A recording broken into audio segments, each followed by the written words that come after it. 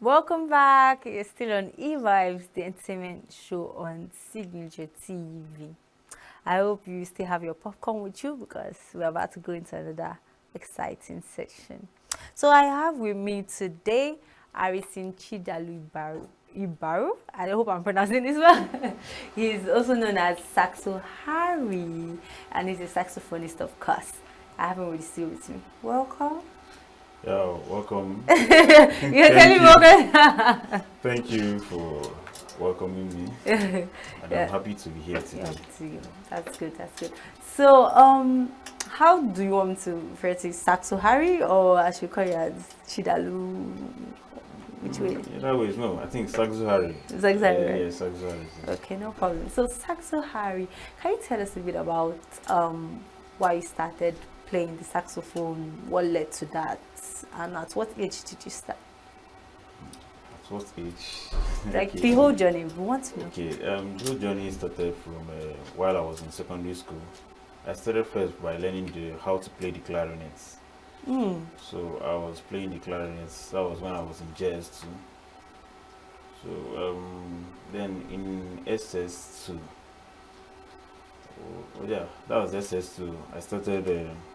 I picked up the sax from secondary school still. So no one taught me how to play the sax. Yes, was from the knowledge of the clarinets. That you jumped And into. yes, I now picked up the sax. I still Wow. play the clarinet, but then it's not as it does not. I would say it does not pay. Not really It's know not what as clarinet. lucrative. Yes, as lucrative as the sax. Sax. So for quite some time now, I've focused on the sax. So, can you tell us what has been your biggest musical influence when it comes to playing the sax? Like, Influence. yes, like who influenced you? Who have you been looking up to even find your sound? Like that. Okay, before I started playing, I wasn't influenced really by any saxophonist. I started from the choir. Yeah, I'm a chorister. So, and then we've always been advised in school to pick a skill. Some people went into tailoring, other people went into shoemaking, and also I joined the orchestra. So it's not as though I was inspired. It was more like I'm following school program. From there, From there. this bettered what you have now as maybe what I have now as my own skill. So it wasn't as though, but while I started playing the sax, I now started seeing some people who have made name in the industry. People like lots of them. Let me say people are close to us. I don't know if you know Olu Jazz. Yes, I like his style of play. And when my main boss in this Nugu, Victor Sax, Mr. Victor John Manta, yeah, he's someone that inspires me so much. I'm just saying people who are close to us. There are people like Kenichi, all these other people who are, but these I can't really call them mentors. I've not seen them real life before. Yeah, But in a way, you look up to them. yes, I look up to them. I look up to Jerry Omole. There are many of them. Okay. So since you've been playing the sax, I hear you've been playing the sax for like 6 years now. Yes, yeah, but officially I've been playing saxophone for myself. Like say for 6 years or so. But then when I started going on stage, Like was from professional? 2020. Yes, 2020, yes. I started okay. charging a fee for what I do. Before then, I was just playing for fun. Yes, Okay. I didn't. I wasn't building any future around this.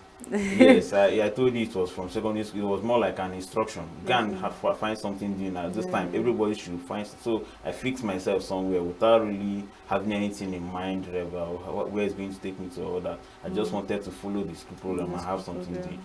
So, but in 2020, that was the first time I went for all these gigs, birthday surprise, parade and all that. That was where I started Doing got it the name more on the Saxoharry, and then- professional. Yes. That's amazing. That's amazing. So in this, like, since 2020 to now, that's like approximately 4 years. 4 years, yes. Yes. So can you tell us what has been your memorable experience, like memorable performance? That okay, I look back to this performance and I'm like, I will never forget this. Okay, I think the journey itself is fulfilling, in the sense that one of the benefits of practicing a particular skill or art is to experience becoming. There is this you enjoyed each stage. there is an improvement from what you used to be. The way you sound, yeah, it has given me access to people I would not ordinarily have access to on a normal. This has given me, it has given me some sense of direction and purpose. So the whole experience is fulfilling. But then there are ups and downs normally. Yes, because sometimes you will, after, even from the church, while I will be playing, because that was where I started from. I will first of all going for mass, Sunday mass, and play. Maybe the keyboardist who has been experienced, stop this thing you're doing. You're not getting the correct sound. You're not on key. You're not flowing. It is noisy. It will discourage you so much. But then you keep getting better. Sometimes you will go for a particular event after much rehearsal and preparation because you've rehearsed, but you've not rehearsed that aspect of performing. You've not been experienced. You are not experienced. So when you go on stage, maybe fright or out of I wouldn't say fear, but from some other factors, just because it's not what you are used to, you make or miss some notes and all that. So all these things, maybe a video you are looking at, you find out you've made a mistake and you can't post it anymore. It's so discouraging. It can get it out, but then. How have you been handling that? Those challenges you just mentioned. It's to get better now. It's keep doing it. The best way to handle it is to, when, of course, realizing that this is first a mistake, and then subsequently become so conscious that you avoid repeating same thing. Okay. So I hear you also teach people how to play the sax. So can you tell us what prompted that decision to go into, like, okay, teach people as well? Because there are a lot of people that are also saxophonists, but they don't teach. They just do it for themselves, and they are artists. Okay. Well, there are lots of things that can prompt it. One could be what prompted my own? Yes, for you. Okay, I was invited by my principal in secondary school, where I learned, because I didn't have saxophone of my own. I learned with the school sax. So as a way of paying back, I think I owe them that. So even though I'm paid, yes. So I was invited to teach in the school. But beyond that, I also have like I do personal tutorials, private tutorials for people, not just young people only. I have grown-up people who are older than me that are also learning how to play. And this is also to ensure continuity. Some people are coming after you. It's not just only you. By the time I keep teaching, after I've been teaching this sax for maybe since 2021. I've been teaching people. So maybe the next 10 years, 5 years even, you'll see that you're raising a generation. That's it will be very nice. I actually love the fact that you are paying a lot of attention to mentoring others as well. So can you tell us a bit about some of the challenges you faced doing that, like mentoring others? Okay. Mentoring others is very demanding, because music is a different language. If you're having maybe when people are on holidays, they send their children for extra moral lessons. It's a different thing when they send their children to come and learn sax, because maybe this person is learning English language, is teaching English language. They have been doing English language from primary school. You can hardly find anything entirely strange. But here we are talking about a different thing, where a sound becomes do or re. It's sounding Greek. They're looking at you like a man from the moon. What are you talking about? So you need to first of all teach them the language. It's a language. Then after teaching them the basics of music, then you now come to sax. So it's a whole lot of it demands a whole lot of work, commitment, attention, seriousness to do it.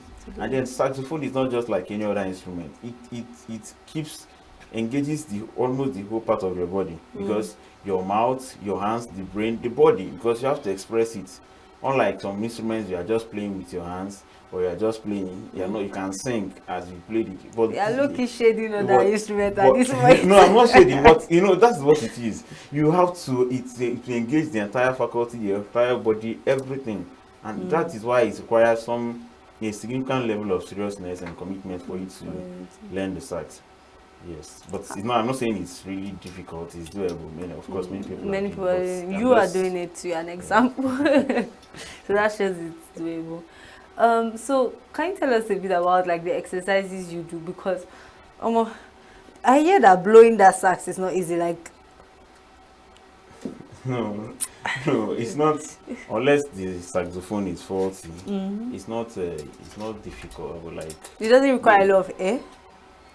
no, not really. But as as you are learning, maybe someone who is looking at us, or how maybe the facial expression will be like, oh, this thing is so difficult. How are they doing it? No, when you start learning, you find out that it is not as the same. Yes, yes, yeah.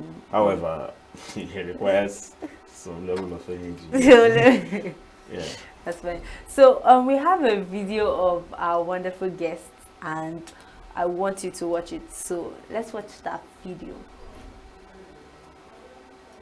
Morning with a performance from Saxoharry with students from College of the Immaculate Conception, Enugu. Please let's put our heads together for them.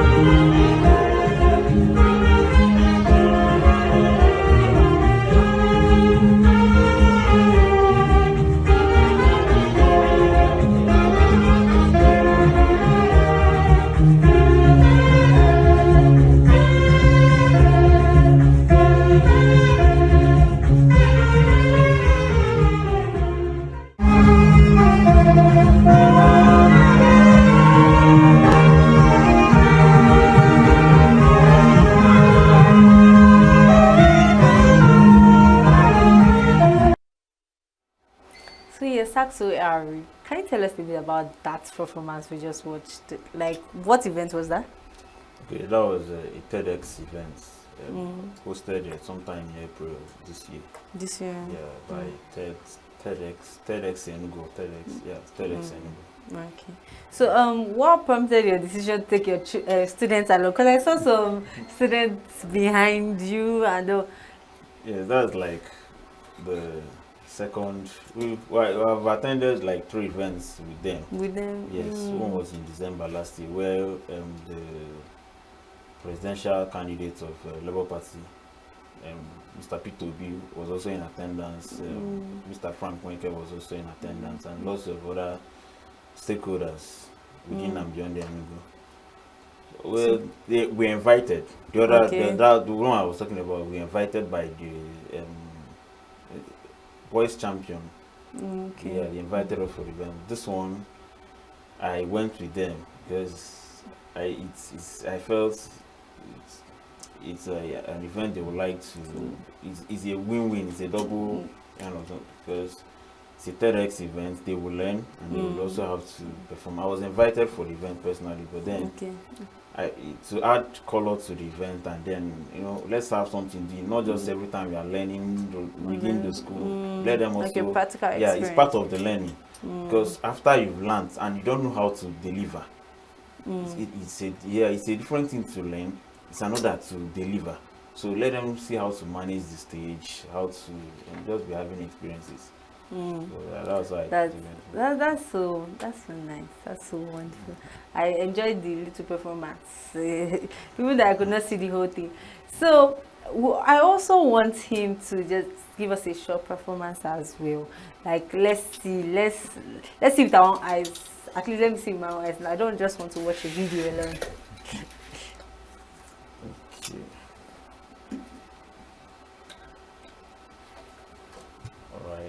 song now. Any song, any song. Let's go to maybe old school. I don't know if you remember the song. Okay. Okay.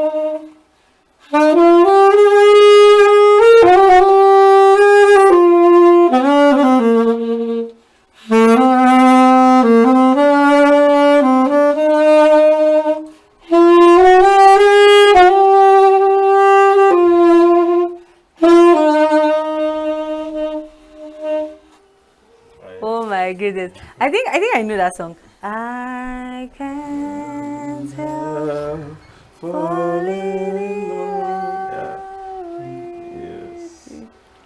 Oh my goodness. I enjoyed that short performance. It's a pity that we don't have so much time. I've done the whole serenading. That was nice.